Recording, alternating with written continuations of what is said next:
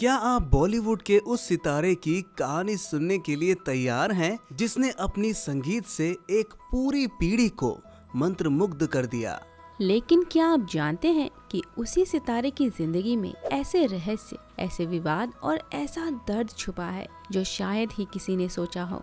क्या हो अगर आपको पता चले कि इस म्यूजिक जीनियस को कभी थप्पड़ मारने की धमकी दी गई थी। एक ऐसा सिंगर जिसने एक के बाद एक सुपरहिट गाने दिए और लोग उसकी आवाज के दीवाने थे, फिर भी कुछ लोगों ने उसकी आवाज का मजाक उड़ाया।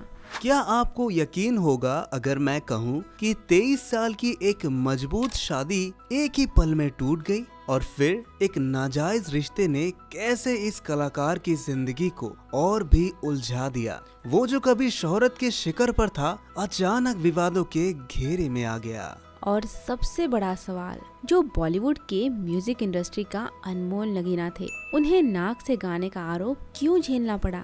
आज हम हिमेश रेशमिया के जिंदगी के उन पहलुओं पर रोशनी डालेंगे जिन पर शायद कभी किसी ने ध्यान नहीं दिया। क्या आप तैयार हैं उन सभी राजों से पर्दा हटाने के लिए? क्या आप जानना चाहते हैं कि इस म्यूजिक मैस्ट्रो ने कैसे खुद को बचाया जब पूरी दुनिया उनके खिलाफ खड़ी हो गई थी? तो चलिए शुरू करते हैं। हिमेश रेशमिया का जन्म 23 जुलाई 1973 को एक गुजराती परिवार में हुआ था। एक ऐसा परिवार जहां संगीत रगों में बहता था। उनके पिता विपिन रेशमिया एक मशहूर संगीत निर्देशक थे और संगीत की यही विरासत हिमेश को मिली। मगर ये विरासत उनके लिए सिर्फ शोहरत और सफलता की राह नहीं थी। इसके पीछे छुपा था एक दर्द, एक ऐसा घाव जो शायद कभी नहीं भर सका। जब हिमेश सिर्फ 12 साल के थे, तभी उनकी जिंदगी में एक ऐसा हादसा हुआ जिसने उनके दिल के किसी कोने को हमेशा के लिए खाली कर दिया। उनका बड़ा भाई, उनका आदर्श, एक दुखद दुर्घटना में चल बसा। सोचिए क्या गुजरी होगी उस छोटे से बच्चे पर जिसने अभी दुनिया को ठीक से समझा भी नहीं था और एक पल में उसका सबसे बड़ा साथी उससे हमेशा के लिए दूर चला गया। वो दर्द आज भी हिमेश के दिल में गूंजता है और हर बार जब वो किसी गीत की धुन बनाते हैं, शायद कहीं ना कहीं उनका वो बिछड़ा भाई भी उसमें शामिल होता है। ये घटना हिमेश के लिए एक बड़ा मोड़ साबित हुई। कुछ लोग टूट जाते हैं, लेकिन हिमेश ने उस दर्द को अपने संगीत में बदल दिया। उन्होंने 13 साल की उम्र से ही अपने पिता के साथ काम करना शुरू कर दिया। क्या आपको यकीन होगा कि इतना छोटा लड़का जिसने अपने जीवन का सबसे बड़ा नुकसान झेला था, महज 13 साल की उम्र में गाना गाना शुरू कर दिया था। यही नहीं, उनकी मेहनत ने जल्द ही म्यूजिक इंडस्ट्री में उनकी अलग पहचान बना दी। वो कई टीवी शोज के लिए संगीत तैयार करने लगे थे और धीरे धीरे उनका नाम इंडस्ट्री में फैलने लगा था। लेकिन कहानी का असली मोड़ तब आया जब साल 1990 में उनके पिता विपिन रेशमिया सलमान खान को लेकर एक फिल्म युवा बनाने की तैयारी कर रहे थे। हिमेश उस वक्त बस 14 साल के थे, लेकिन उन्होंने उस फिल्म के लिए कुछ गाने तैयार किए थे। सोचिए, सिर्फ 14 साल की उम्र में एक नौजवान लड़का सलमान खान जैसे स्टार के लिए गाने बना रहा था और फिर किस्मत ने करवट ली। सलमान खान ने वो गाने सुने और जैसे ही गानों की धुन उनके कानों में पड़ी, वो मंत्रमुग्ध हो गए। उन्होंने हिमेश से वादा किया, मैं तुम्हें अपनी फिल्म में एक मौका जरूर दूंगा। फिर आखिरकार वो वक्त आया 1998 में, जब 9 साल की उम्मीदें और इंतजार के बाद सलमान खान ने अपना वादा निभाया। फिल्म प्यार किया तो डरना क्या के लिए हिमेश रेशमिया को मौका मिला और इसी एक मौके ने उनकी जिंदगी का रास्ता बदल दिया। इस फिल्म के गाने जबरदस्त हिट हुए। हिमेश, जिन्होंने अपने दिल की धड़कनें हर धुन में पिरोई, वो धड़कनें अब हर कान तक पहुंचने लगी। एक साधारण सा गुजराती लड़का जिसने कभी सिर्फ संगीत का सपना देखा था, अब अपनी आवाज से करोड़ों दिलों पर राज करने लगा था। बंधन, हेलो ब्रदर, दुल्हन हम ले जाएंगे और फिर तेरे नाम, ये वो पल था जब उनके संगीत ने सिर्फ सलमान खान का करियर ही नहीं, बल्कि खुद हिमेश को भी एक नई ऊंचाई पर खड़ा कर दिया। हिमेश की जिंदगी के इन सफल पलों के पीछे छिपा था एक लंबा संघर्ष, एक दर्द जो शायद वो अपने गीतों में ही व्यक्त कर पाए। उनके भाई की असमय मृत्यु ने उन्हें अंदर तक झकझोर दिया था, लेकिन इसी दर्द ने उन्हें संगीत की गहराई तक पहुंचाया। उनकी सफलता जितनी बड़ी थी उतने ही बड़े उनके अंदर के संघर्ष थे, जिन्हें कोई जान नहीं पाया। फिर आई वो फिल्म जिसने एक बार फिर से हिमेश को एक ऐसी पहचान दी जिसे कोई छीन नहीं सकता था, हमराज। इस फिल्म के संगीत ने हिमेश को एक सुपरस्टार म्यूजिक डायरेक्टर बना दिया। फिल्म फेयर अवार्ड, प्रशंसा और गानों की रिकॉर्ड तोड़ सफलता ने उन्हें बॉलीवुड में मजबूती से खड़ा कर दिया। पर वो कहते हैं ना, हर सितारे के पीछे अंधेरा भी होता है।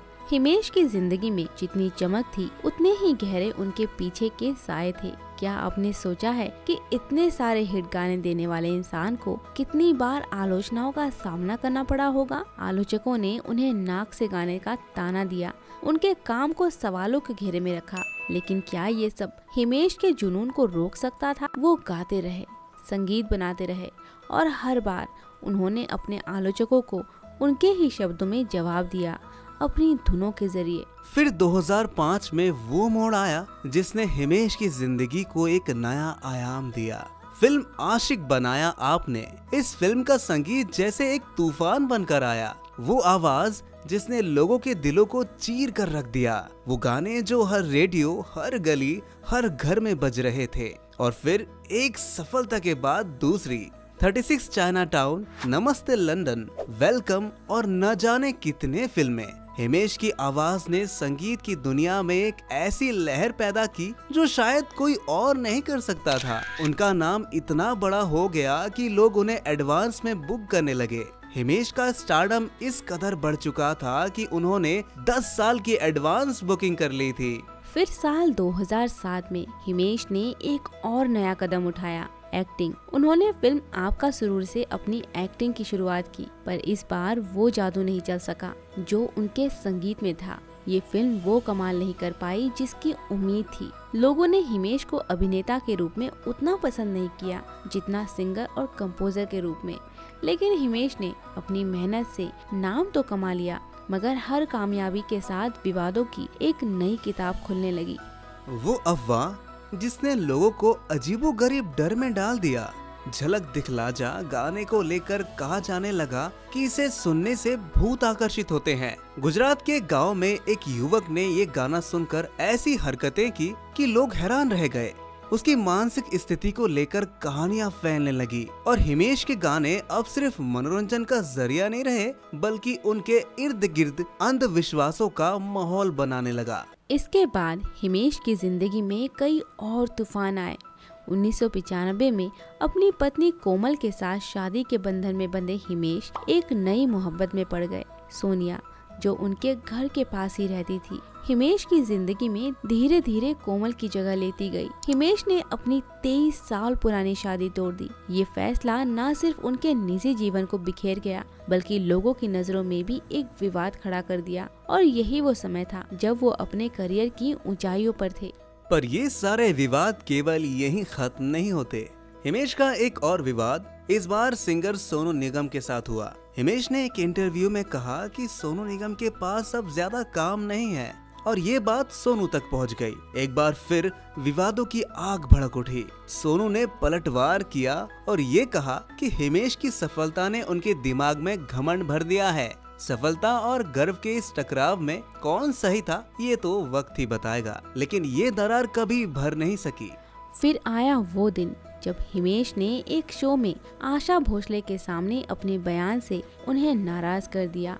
जब किसी ने हिमेश के नाक से गाने के स्टाइल पर सवाल उठाया तो हिमेश ने कहा कि आर.डी. बर्मन भी नाक से गाते थे। ये सुनते ही आशा भोसले भड़क उठी। उन्होंने कहा, मेरा मन करता है कि मैं तुम्हें थप्पड़ मार दूं। वो पल हिमेश के लिए बेहद तनावपूर्ण था, लेकिन उन्होंने तुरंत माफी मांगकर मामले को शांत किया। हिमेश और सलमान खान, जिनके साथ उन्होंने अपनी करियर की शुरुआत की थी, एक बार बीच में खटास आ गई। एक म्यूजिकल शो में सलमान के मजाक पर हिमेश का गुस्सा फूट पड़ा और उन्होंने कह दिया, मैं उठाए हुए गाने नहीं गाता। क्या इस एक पल ने उनके करियर को खतरे में डाल दिया था? सलमान ने हिमेश को अपने प्रोजेक्ट से दूर कर दिया और इंडस्ट्री के कई बड़े नाम भी उनसे किनारा करने लगे। ये वक्त हिमेश के लिए बेहद मुश्किलों से भरा था, पर कहते हैं ना, हर संघर्ष का एक अंत होता है। सलमान और हिमेश के बीच का विवाद सुलझा और सलमान ने उन्हें बॉडीगार्ड फिल्म में काम देकर इस रिश्ते को फिर से जोड़ा। तो दोस्तों, ये थी हिमेश रेशमिया की कहानी।